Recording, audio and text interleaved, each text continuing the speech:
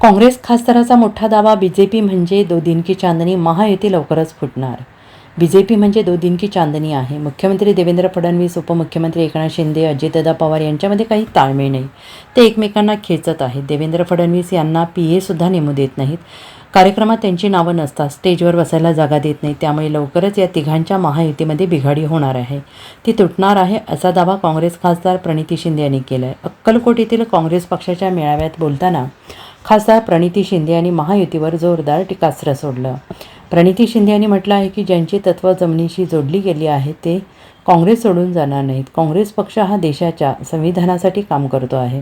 पंतप्रधान नरेंद्र मोदी हे ऑपरेशन सिंदूरसाठी अमेरिकेचे अध्यक्ष डोनाल्ड ट्रम्प यांच्यासमोर झुकले आहेत। मोदी म्हणतात झुकेगा नहीं साला, आणि ट्रम्प यांच्यासमोर झुकले।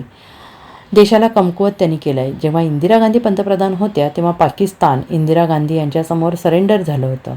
अमेरिकेचे तत्कालीन अध्यक्ष निक्सन यांनाही इंदिरा गांधींचं ऐकावं लागलं। इकडे नेमकं उलटं झालं आहे। इकडे मोठे मोठे बाण सोडतात, तिकडे नतमस्तक होतात। ज्या देशासाठी आपली सेना लढली त्या सेनेला कमकुवत बनवल्याला नरेंद्र मोदी जबाबदार आहेत, असा टोला प्रणिती शिंदे यांनी केला आहे।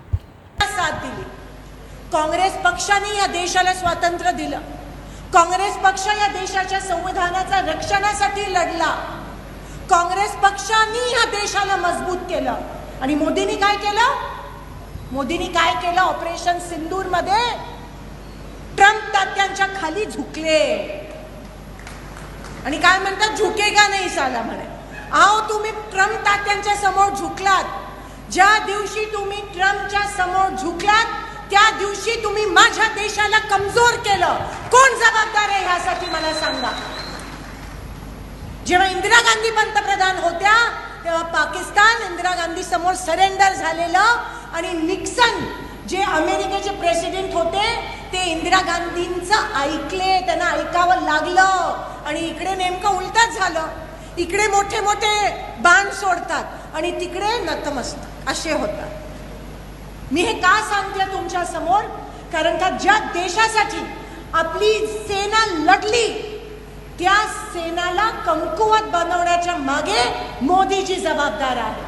कारण का ज्या दिवशी तुम्ही पाकिस्तान समोर आणि अमेरिकेत झुकलात तेव्हा आपल्या सेनेचा त्याग जो आहे तो तुम्ही नाकारलात। म्हणजे केवढा मोठा अपमान तुम्ही माझ्या देशाचा आणि माझ्या सेनेचा केला।